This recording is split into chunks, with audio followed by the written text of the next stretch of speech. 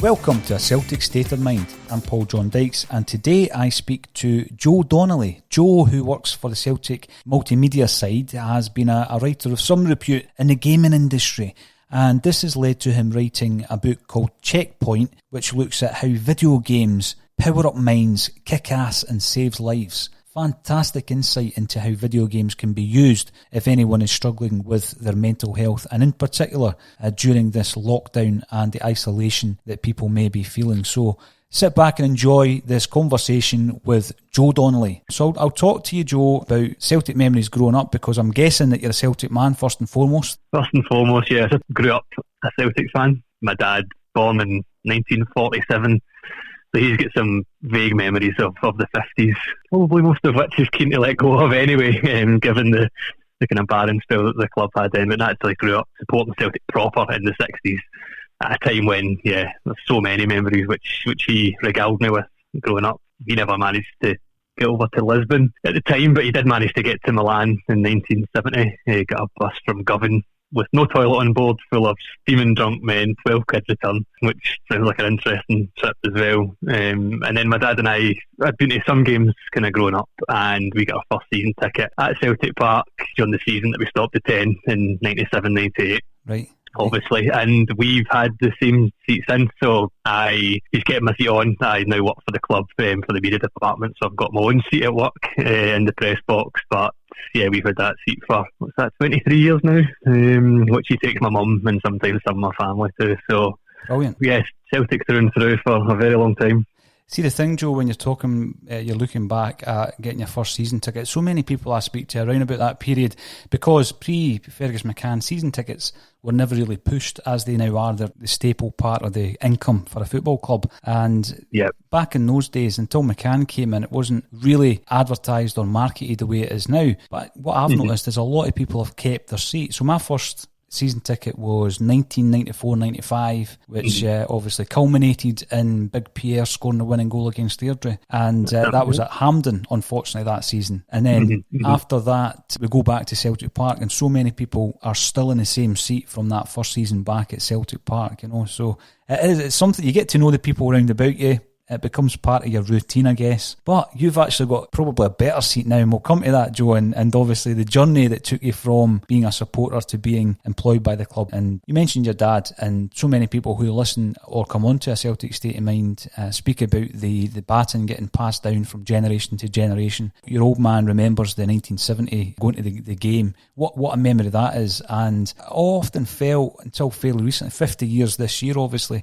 that it was almost airbrushed out of the history books. But I mean, the second European Cup final, probably looking at the landscape of Scottish football, it could well be the final one. What's his kind of thoughts on what could have been done differently against Feyenoord? Yeah, I think that's the thing, and I kind of tease him a bit now because him and myself went to Seville, and he had the chance he didn't have the chance to go to Lisbon, but it was obviously, around 20 years old or thereabouts. He still would have been 19 at the time, and he didn't make it. So I said he's got a bit of a curse with European finals. So if ever we do make it to another one, then he's not to come with me.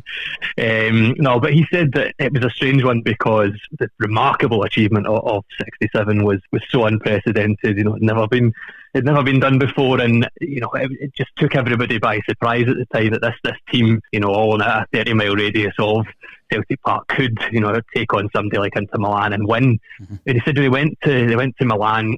They always knew it was going to be a difficult game, but with Lisbon in the back of their mind, he said he remembers it. And I don't know, there wasn't necessarily arrogance about it, but as a fan, he went expecting the win. And I think, I can only compare it to what he's told me about it in that sense, and also my own experience. And for all the Seville run was so remarkable as well. And I was only 17 when I went to Seville, and I think I was maybe too young to appreciate that. I was just going in so confident, expecting Celtic just to win away from home in the same way that they had in every game leading up to that point. And when we went to, the only thing I can really compare it to the following season, we were lucky enough to go over to the Nou Camp for the 0-0 game in 2004, and then we went to Villarreal in the next round. I just assumed Celtic were going to win, all due respect to Villarreal, and they obviously went from there and proved themselves as a real strong team in Europe at that time. But he recalls 1970 against Feyenoord. Of course, Celtic got up 1-0 as well. He said that there was a sense that Celtic had proven themselves years before and were good enough to do it, and I think all that stands, but maybe can't quite place what went wrong on the night, but especially with Gell scoring that goal to open things up, to then lose the goal so quickly after that, and then to obviously lose the game overall against, the triumph and the achievement of Lisbon was harder to take. But he does, as a fan, think that there was a lot of maybe overconfidence going into that game from his perspective, at least. Yeah, I mean, I've spoken to some of the players who were involved in the game itself and around about the squad. I also spoke to quite a few of the young guys, Joe, who were actually taking over. The second string were taking over as a reward because I think they'd won the treble on the reserve level.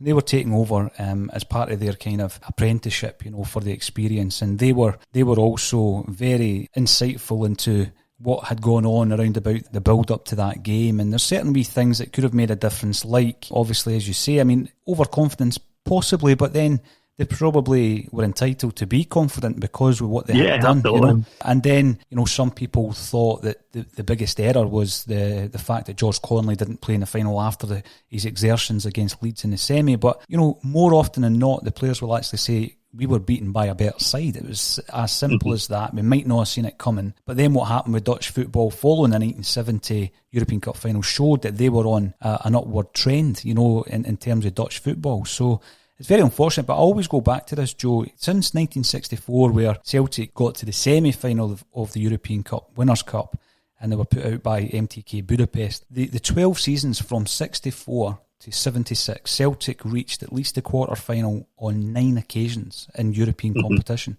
That record is astonishing. That's a European superpower.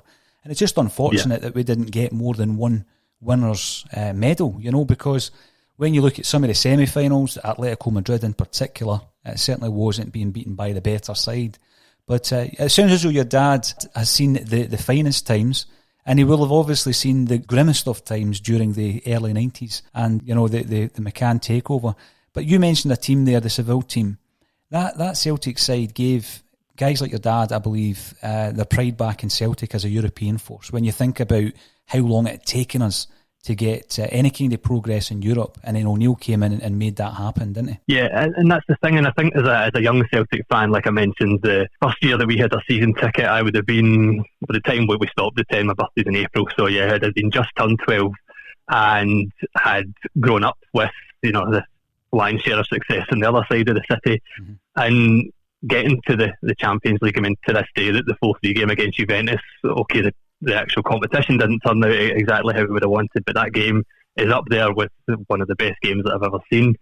But there is an element of being that age myself that you took for granted Celtic being in Europe. Okay, you knew that with Rangers going through 9 in a row during the 90s and winning most of the tournaments in that time, and Celtic not really being much of a force in Europe. The Liverpool game in the late 90s aside, probably, I don't think I quite appreciated personally how much Martin O'Neill's influence in Europe meant until I became a bit older, and you're looking back at just how strong that team were and that will to win and that determination.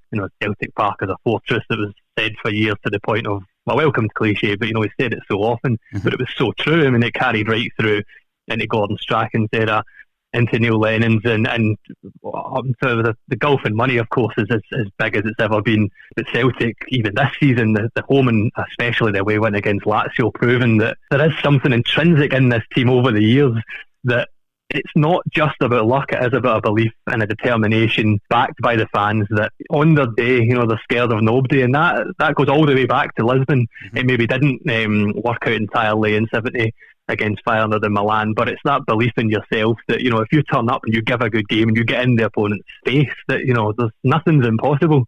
And whilst the Copenhagen game was disappointing this season because we played so well in the group stages, you still think that who knows when the football calendar will return, given the current circumstances, and of course the safety of everybody, fans, players and everybody is of paramount importance. But whenever the football can return, you know, you do still think that there is something which this team under Neil Lennon can do more in Europe. You know, it was getting to the way they were able to get through the group stages this year, and when that group was drawn, there was a lot of people saying that it wasn't possible to even finish third, to do anything there, to finish second, and to top that group with a game to go, to win an Italian soul for the first time in the club's history. I mean, it's remarkable. And with Martin O'Neill coming in at the turn of the millennium and really laying the foundations of that confidence, of that attacking football which works in Europe, certainly in my time as a Celtic fan, for the majority of my memories, yeah, you can't take for granted that time at all.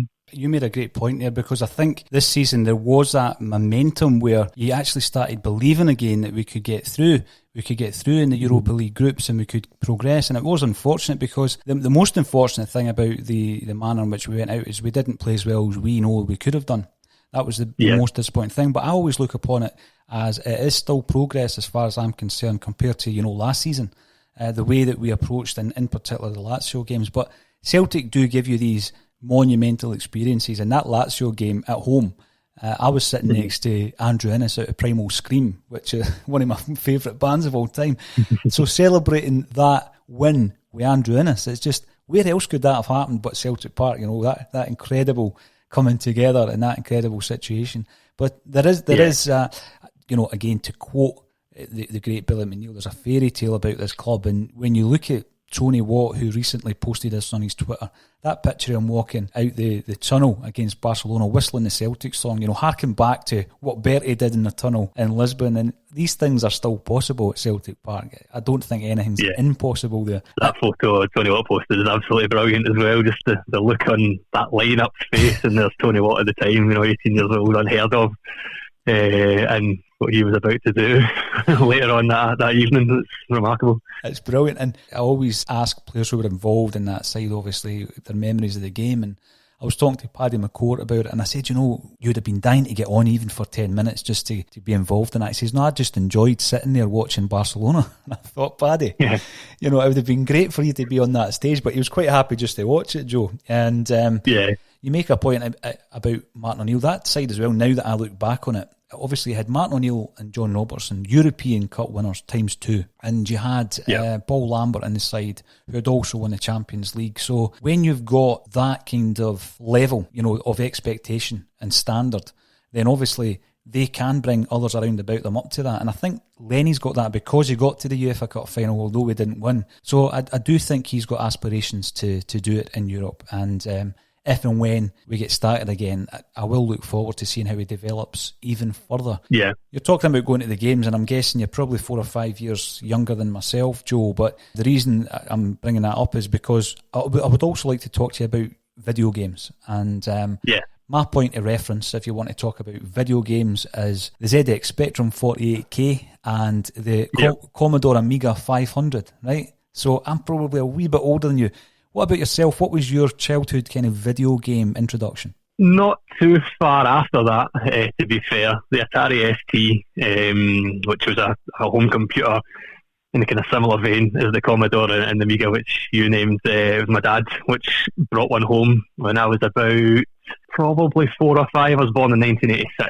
So it was either 89, no, I think it was 1990. And it was games like Lemmings, which was DMA Design, who eventually became Rockstar, who was in charge of the Grand Theft Auto series, which is hugely successful in the world now. But it was the Atari ST, and it kind of started a love affair with video games for myself. I'm an only child, so probably accounts for some of it. Nobody to play with in the house, so I sat in front of a computer and graduated to the Nintendo systems, the Sega Mega Drive, the PlayStations, all the way through. And besides football and besides Celtic, video games are my kind of second passion in life, my real hobby, which I follow almost as closely as football and Celtic.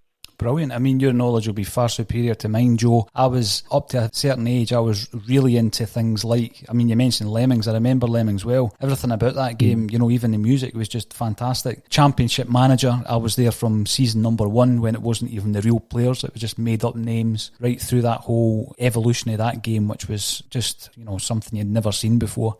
Sensible Soccer, that kind of thing was my era. But since then, and this isn't by kind of design, since then I've kind of been out the loop when it comes to video games, Joe. So you'll need to keep me right on how that has developed. If I was to look at it now, I'd probably be flabbergasted at the graphics. I still call them graphics. It's probably not even called that now, Joe, you know. But I did find a few emulator discs for my PC. I was trying to introduce my wee man into the old classic games. So where are we now with gaming, Joe? Bring me up to date. I'm a novice. Where are we now with gaming? The most popular game, or one of the most popular games in the world at the moment, is Fortnite. So anyone listening to this who's got children or is aware of children, nieces, nephews, and anything, I dare say that they will at least have heard of Fortnite, even if any of the listeners haven't. For me, the series have just evolved over the years, and you mentioned graphics, visuals, whatever you want to call it. I'm still big on FIFA and Pro Evolution Soccer. I still love Football Manager. Before I joined the multimedia team at Celtic, I worked in video games journalism and I worked for PC Gamer, and Football Manager was my thing. I used to do the reviews of Football Manager and go and visit Sports Interactive and interview Miles Jacobson, the guy that's in charge there, big Watford man that he is. But Call of Duty just released a new Warzone mode, which is it's like a battle royale mode, which is very similar to what Fortnite does. And like you mentioned, kind of PC emulators to revisit old games. One thing I love about having conversations with my mates at the moment who have also got kids, I've been trying to say to them, play games like Sonic Mania, which is it came out in 2016, I believe, maybe 17, and it's another version of Sonic which retains the old style graphics from the 90s, but they've added kind of new levels. So whilst people are stuck in the house at the moment, obviously observing the lockdown, if there are any older games, so maybe if you played Championship Manager back in the early 2000s, Football Manager with the new season might be the answer for you. Yeah. One of the old Sonic games or one of the old Nintendo collections, if you get that Nintendo Switch. And it's a great time for parents who maybe if you've taken a step back from video games or you were never interested, it's something you can use to bond with your kids because there's a lot more time in the house now, and if you can find some sort of common ground, then I'd advise anyone to give Fortnite a try or give the new Call of Duty a try, or even pick up Football Manager again and start a new season in Celtic and see if you can lead us to a European final like we were talking about earlier, the world's your oyster.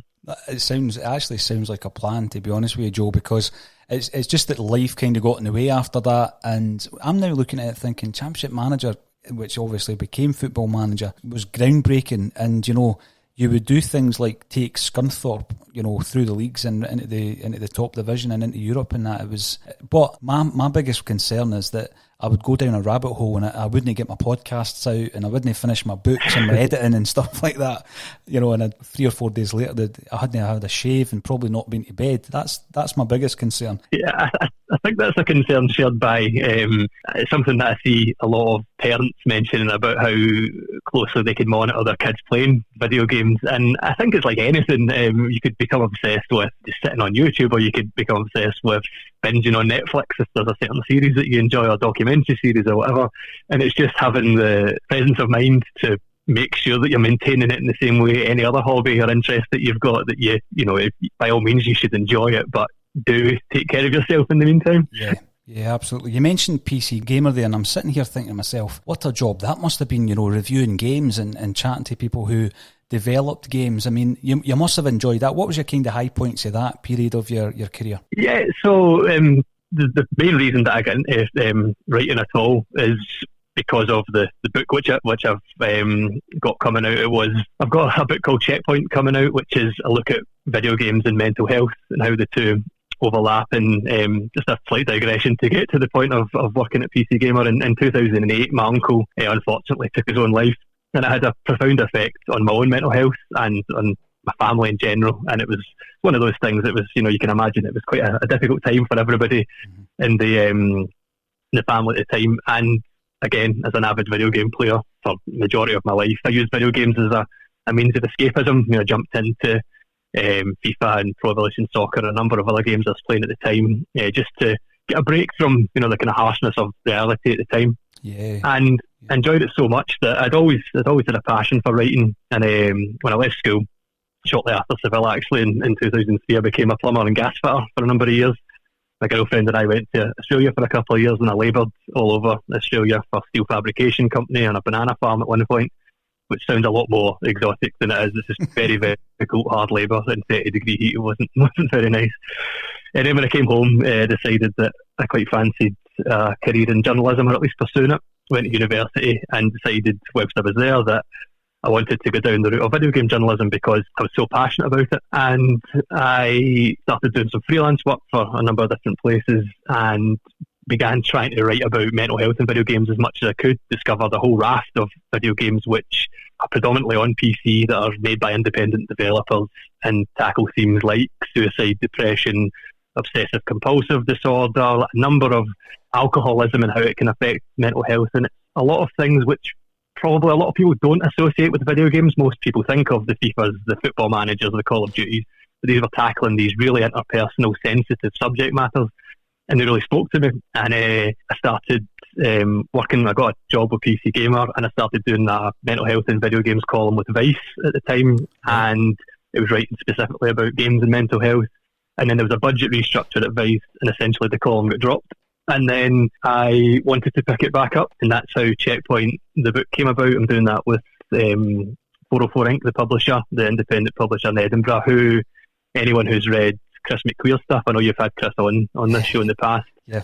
His first two books, which are absolutely brilliant if you haven't read them, were published by 404 Inc., but that's both mental health and video games are two areas which I'm really passionate about. And as for the job at PC Gamer, it wasn't quite just playing video games all day, which a lot of people laugh and say, oh, that must have been the best job ever. There was a lot of writing in it. But I love writing. That's one of my main passions as well. So to be able to combine that with something I'm very interested in, and the same absolutely applies with Celtic and the fact I get to write every day. But I think writing in general for me, speaking to people who are passionate about what they're doing, and you no doubt find this and all the stuff that you do, Paul, as well. Whenever you're speaking to someone who's passionate about what they do, so whether that's developing a video game, whether that's doing PR for a video game, whether that's being a professional football player for Celtic, if they're passionate about what they do, that makes the writing process so enjoyable. I love talking to people who love what they're doing, because it's a two-way street. You get to feed off them, and likewise you get to write about why they enjoy it, and in turn I find that really enjoyable myself. Yeah, absolutely. And, I'm on the 404 website as we speak, Joe, and I look forward to reading this. As you said, as soon as I saw that logo, Chris McQueer's image flashed up in my mind. His two books were brilliant, and I've had the pleasure of seeing him live as well, Chris. And I did say to him, we'd done a gig, it was probably a year and a half ago now, and when I introduced him, Joe, I said, this is the last time I'm going to share a stage with this guy, because he's going to be ungettable after the next couple of months. And it's brilliant to see how he's developed onto BBC Scotland, and that's what he wanted to do. So brilliant. No, he's such a lovely guy as well. We actually did something similar for the Celtic View. We got him in just before Here We Fucking Goes. His second lot of short stories came out, and just talking to him about, obviously grew up in the East End himself, and one of the things we get talking about in terms of the creative process, which I found really interesting talking to him, was, and he's a wee bit younger than myself and us, Paul, but very similar circumstances in terms of being male, growing up in the west of Scotland, growing up in a kind of misinformed machismo culture where creative people are kind of not looked down upon, but there's something you're maybe a wee bit less encouraged to do so at school, because people are more interested in pursuing trade or football, which is all rubbish, obviously. But one of the things that he was saying was having the courage to eventually be a bit more creative and spread his wings to pick up his stories while still writing about, certainly in his short stories, about stuff which people could absolutely relate to in such a funny and succinct manner as well. And one of the things, not quite the same, but one of the things when I started writing about video games and mental health, tying in two subjects which people could generally relate to, was one of the lovely things I found was some of my mates were contacting me on social media, so maybe privately on Facebook or Twitter or Instagram, whatever, and they'd maybe read one of the articles that I'd written for, I wrote something about Grand Theft Auto mental health for The Guardian. Somebody had been in touch saying, one of my closest mates just saying, And I'd mentioned the fact that I take medication for my depression. I was prescribed medication in 2014. I've been taking it since, and it's something which I've no shame in admitting. It's something I need, and it's something that if MD is thinking about, they should speak to a professional and go down that road if it works for them. But one of my mates contacted me saying that he was in a very similar position, that he'd been trialling different medications for about 6 months, and this was the first that he'd ever cracked a light. And I was playing five-a-side every single week with this guy. We were in the pub, every other weekend, and whilst I would love it if he felt comfortable enough to say it in front of everybody, if we were in the pub or any sort of social circumstance, that would be ideal. But in the meantime, if taking that first step and reaching out privately is something which he's confident enough to do, it felt really nice. And it's not necessarily, it's nothing to do with me. It's more just about how do we keep those discussions going. And it is about breaking down those ridiculous stereotypes, tropes, and misinformed attitudes where men in particular in the west of Scotland can't talk about things like that, or being creative. And I don't know, it's just kind of, that's essentially what my book's doing. And it was nice to talk to Chris about that in the sense of relating it back to growing up in Glasgow, where we have all these really poor stereotypes, and it's good to talk about dismantling them. Without a doubt. And you're talking about the impact of the work that you're doing there, Joe, even if it's an article or through your book, which I'm sure will have an impact. I think as well as something as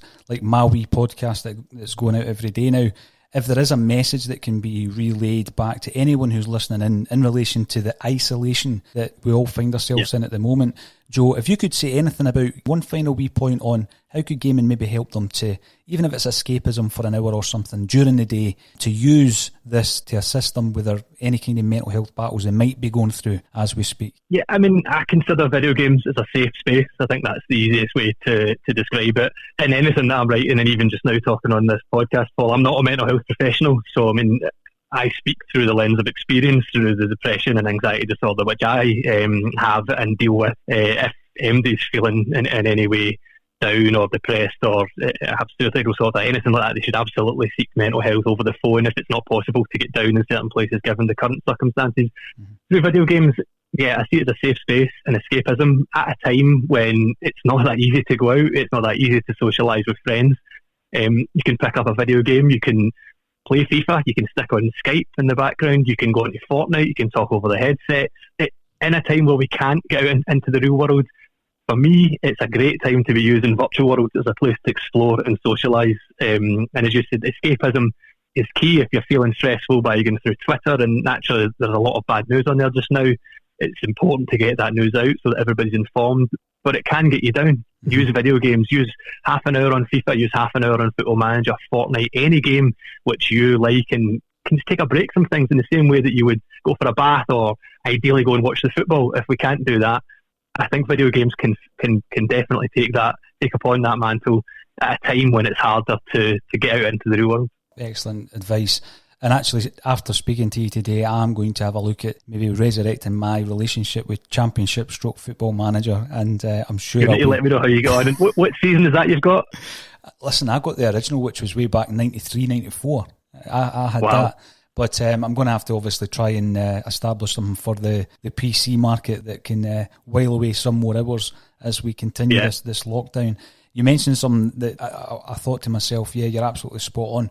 When you're speaking to someone who is passionate about whatever subject they're passionate about, it really is a pleasure to speak to them. And I had that same experience when I was assisting Andy Lynch to write his autobiography. I always say to people that my job for 12 years was basically I was an investigator, and I was interviewing people every single day for 12 years.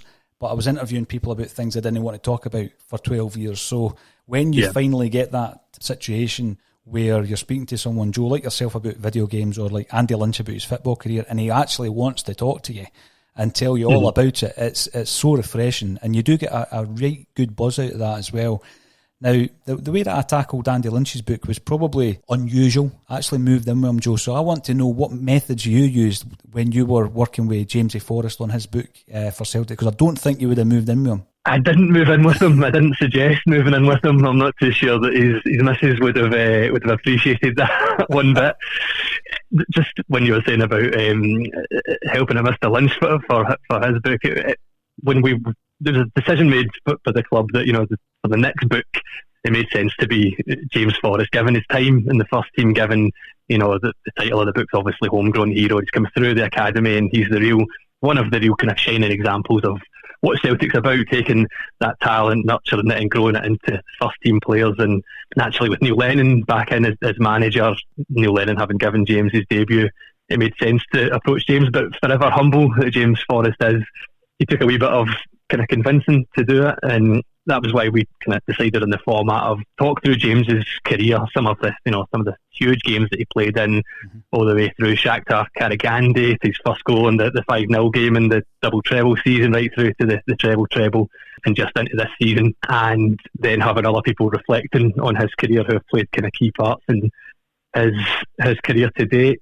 And I mean, again, it is quite a humble, a very modest man that James is. It was just kind of stealing a corner of Lennoxtown after the boys had finished training, he'd had his lunch, and just sitting down with him and just going back over James Forrest's career. Again, some of those big performances, some of those hugely important goals that he's popped up with over the course of his career for Celtic, under pressure, big European games, or even just the kind of, the games in a season that, might have seemed like an innocuous win, but James Forrest has popped up with a winner.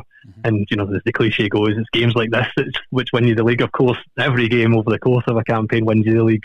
But revisiting them with James and hearing him talking about what he was thinking on the pitch and, the relationship that he was building with some of the players around him, the fact that he's quite close with Tom Rogic off the pitch and the fact that they can bond on the pitch because of that. Still unsure if he was still unsure if Neil Lennon likes him as a player or not. There's kind of insecurities which were coming out as well. And it was fascinating just to be sitting down with James Forrest. I mentioned just at the top of the conversation, my girlfriend and I spent a couple of years in Australia. We flew out there in May 2009 and came back on February 2011, the weekend of, we came back on the Friday and the Sunday was the 3-0 derby, Gary Hooper double. And I remember when I was over there, I was catching up with Celtic as best I could, but with the time difference and starting work early Monday, it wasn't the same as being there in person, sitting at my seat at Celtic Park with my dad. Whenever the mum would send over some care packages, and she would say with some Cadbury's chocolate, which you couldn't get over there and things like that, my dad would always stick in a copy of the Celtic View. And because we stayed in a share house and the walls were pretty bare, so we'd stuck up some photos and stuff, and I had my own wee corner next to my laptop and I stuck up the centrefold posters of the Celtic View. I was no doubt too old to be doing that, but it was good and it reminded me of home and Celtic. And Robbie Keane was there because he was playing for Celtic at the time on loan. And there was one photo of Keane celebrating one of the goals, and there's a young player at his back, and I couldn't work out who it was because I was kind of out of the loop of the players that were coming into the team. And sure enough, it was James Forrest. And you fast forward 10 years later, or 9 years, once I started writing the book with James, I'm working for the same magazine, writing the book of the guy, and I definitely know who he is because it's 10 years down the line, and he's this character which is worthy, more than worthy of having his biography written for the club. And it's just a great experience, and being able to hear the voices of everybody else. I spoke to Bobby Lennox, Gordon Strachan, spoke to Brendan Rodgers, Kieran Tierney, Tom Rogic, loads of different people in there as well, just speaking about James Forrest's career. And for all he's humble and doesn't really put himself out there, he's not on social media, that they had a real respect for the player, who is naturally very talented and a great winger, but also the man himself and the dedication that he puts in behind the scenes. That was a complete joy experience. What a journey that was, from having him up on your wall there and not even recognising him. That's brilliant. I mean, I always look at Scott Brown and his remarkable achievements in football, and particularly with Celtic. And the fact that he's entered this 500 club, the 12 players who have played over 500 games competitively for Celtic. And I'm looking at players like James Forrest and McGregor as being potentially members of that club in the seasons to come. I think Forrest must have played around 400 games, no far off 400 games. And as you say, I mean, the successes that he's had, the consistency that he's had, sometimes fans can look at players and don't appreciate them as much as a big signing coming in, because it's the boys come through the ranks kind of thing. But I think it's always been important at Celtic. When I think of my upbringing, going to the games, we always had players like Tommy Burns, Paul McStay, Peter Grant, Roy Aitken. To have the guys that have come through, the nucleus of the team, 3 or 4 players that know the place inside out, it's so important. And obviously, Forrest will carry that on after after Brown retires, whenever that may be, because I wouldn't put past Scott Brown to play for another 3 or 4 seasons as well, Joe. But no, what an achievement to have written that book. And obviously you've mentioned your role at Celtic. I look at people within your team and you think to yourself, well, you're producing a weekly magazine, which is in this day and age incredible, you know, when you look at other teams in Britain. And you're producing more or less a programme every week. You've got Celtic TV, you've got the multimedia side of things.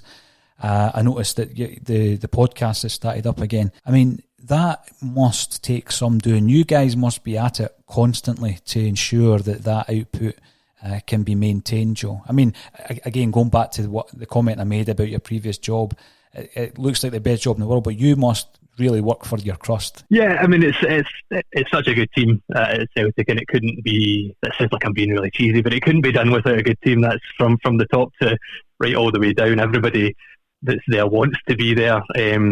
Celtic minded as well, which makes a world of difference. Everybody understands what's at stake and what they want from the job, because they can see it as a fan as well. I mean, I compare my life in journalism and 2 very different worlds. First it was the video games, and secondly now it's Celtic. And my mum and dad would be proud of me no matter what I was doing. They were proud of me when I was doing plumbing, labouring and everything else, and they were very proud of me when I found a passion in video game writing. But I had to explain to them what PC gamer was. I had to explain to them some of the other outlets which I wrote for. They understood the likes of the Guardian, the New Statesman, or any of the kind of tabloid press that occasionally I would pop up in, because they understood that in a wider context. But as soon as I got the job at Celtic, again, not that my dad wouldn't have been proud of me before, I understood that he was very proud of me then. And through his journey through Celtic, as I said, you know, born in 1947, all the way to Milan, to Seville and everything else that's come between and after, to be working in this job, and even to so he still goes to all the games, and if I've got 10 minutes before kick-off, I can pop down and see him, maybe give him a copy of the programme or something, and he's around all the guys that we've sat with since we got that ticket back in the late 90s, and I know that it makes him really proud. I'm certainly very proud. I consider it an honour. So we work hard. There's a lot of work that we put out, which I'm proud of, and everybody is social media, Celtic TV, us guys in the editorial team. But I think that, you know yourself, I mean, obviously you guys work very hard as well, and it's when you're passionate, it goes back to that thing about your passion. When you're passionate about what you do, it makes that hard work so much easier.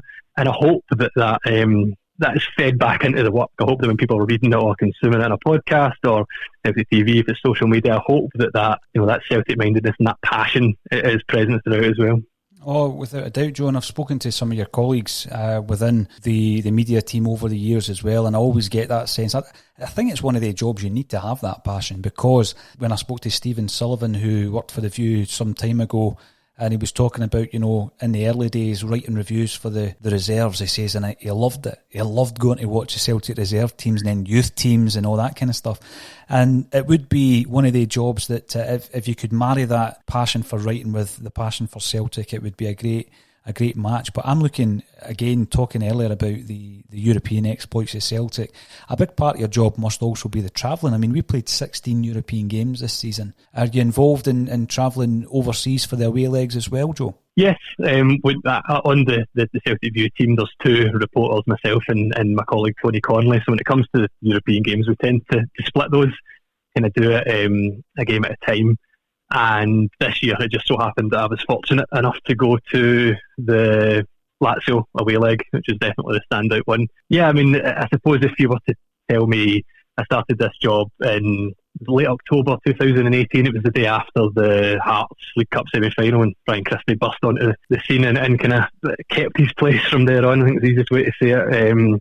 If you told me, you know, 2 years ago that you'd be on a flight with the Celtic team going to one of these historic victories, I wouldn't have believed you, or I'd have bitten your hand off to be able to have a seat whether I was working or not. It does quickly become the norm, as does any job. But it's, even just repeating it back to you there just now, you do realise what kind of privileged position you're in. It's an honour to do what we do, to be going to any of these games and to be paid to be working, to be reporting on it. And whilst there's match reports to be done, there's Twitter obviously, or there's Celtic TV commentary. or whatever it is to be done in these games. I was doing the co-commentary with my boss, Paul Cuddy, the editor of the Celtic View at the Lazio game, to be able to watch a game of football and just basically talk about it and such a dramatic win as well. It's an absolute pleasure and an honour. No, it's brilliant, Joe, and it's been a real pleasure actually speaking to you today about your journey yourself. I think it's important also when we're doing these daily podcasts to focus on mental health, and you've done that really, really well. You've made me think a wee bit differently about how to tackle the next few weeks and months, because it's the fear of the unknown, a lot of it, Joe, it's the fear and the anxiety that creates. So thanks for putting me back onto the old Championship manager, as I still call it. But listen, Joe, I'm an old school guy. I still talk about Arsenal and call it Highbury, you know what I mean? So Championship manager it will always be. Listen, thank you so much for taking the time out and speaking to us today, Joe. It's been an absolute pleasure. Thank you so much for having me. It's been great to chat about everything Celtic, mental health, and of course the current circumstances. I suppose like my last kind of parting message just on the mental health stuff is anyone that's listening to your podcast, to anything, as you hit the nail on the head when you said it's the kind of fear of the unknown, and that applies so much to the circumstances just now. If anyone is feeling down, it's the same message. It's just kind of open up, say to somebody, say to your partner, say to your friend, get on the phone, talk to somebody, jump online in Fortnite, tell a stranger. It's certainly through my own experience, and like I touched upon earlier with the conversation having with Chris about sometimes not being able to kind of speak about how you feel in Western Scottish culture or anywhere in the world. Obviously I can only speak from my own experience, but as soon as I was able to chat about it, firstly it was to my girlfriend, and then eventually it was to my GP, but it made the world of difference. So anybody that's struggling with mental health and has been before this, or anybody that decides that their mental health suffering during this, just be able to speak to somebody. I know it sounds very difficult in your head, but it's once you get out there, it does feel better, and I speak through very personal experience there. Brilliant advice. Thanks for sharing that, Joe. And you take care of yourself over the next weeks and months, okay? And you, Paul. Thank you very much. Take care, sir. Thank you. Thank you. Cheers.